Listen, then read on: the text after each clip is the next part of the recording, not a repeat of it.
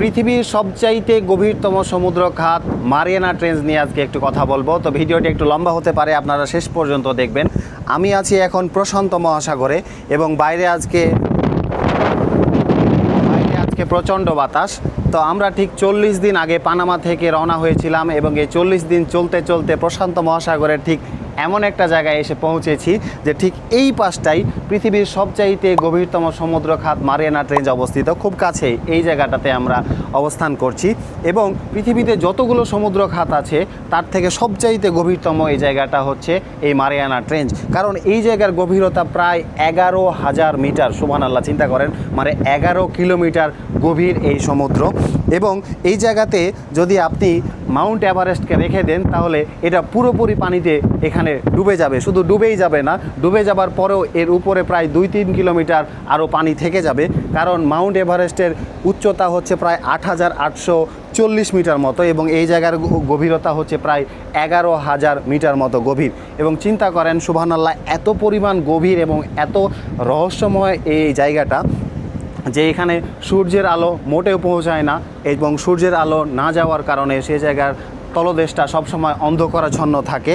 এবং এই জায়গায় যেহেতু সূর্যের আলো পৌঁছায় না, এই জায়গায় পানির তাপমাত্রা প্রায় ফ্রিজিং পয়েন্টের কাছাকাছি, মানে 1 থেকে 4 ডিগ্রি সেলসিয়াস টেম্পারেচার সেখানে থাকে।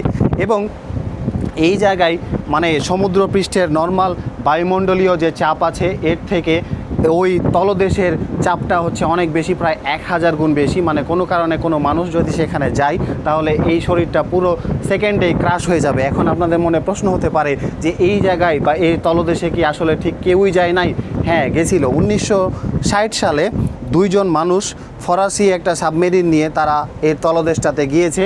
এবং আপনাদের আরেকজন পরিচিত মুখ 2012 সালে টাইটানিক মুভির পরিচালক জেমস ক্যামেরুন, উনি একাই সেখানে একটা সাবমেরিন নিয়ে এর তলদেশে গিয়েছে। তবে এই জায়গাতে মানুষের বিচরণটা খুব কম, মানব অভিযানটা খুব কম। চাঁদেও যত না মানুষ গেছে তার থেকে কম জায়গায় এই জায়গায় এর তলদেশটাতে গিয়েছে। এবং এর তলদেশে এত পরিমাণ প্রেশার, তারপরেও সেখানে বিজ্ঞানীরা কিছু প্রাণীর অস্তিত্ব পেয়েছে যারা এত প্রেশারের মধ্যেও তারা সেখানে সুন্দর অ্যাডপ্ট করে নিয়েছে বা তারা সেখানে সুন্দর জীবনযাপন করতেছে। এবং এই প্রশান্ত মহাসাগরের ঠিক কোন জায়গায় এই মারিয়ানা ট্রেঞ্চ, এটা যদি আপনারা প্রশ্ন করেন তাহলে উত্তর প্রশান্ত মহাসাগরের ঠিক পশ্চিমে এই জায়গাটায় অবস্থিত এবং ফিলিপিন আইল্যান্ডের ঠিক খুব কাছাকাছি। তবে স্পেনের রানী মারিয়ানার সম্মানার্থে এই আইল্যান্ডগুলোর বা এই অঞ্চলগুলোর নাম রাখা হয়েছিল মারিয়ানা আইল্যান্ড। এবং মারিয়ানা আইল্যান্ডের ঠিক কাছাকাছি এই গভীরতম জায়গাটা, তাই এটার নাম করা হয়েছে মারিয়ানা ট্রেঞ্চ।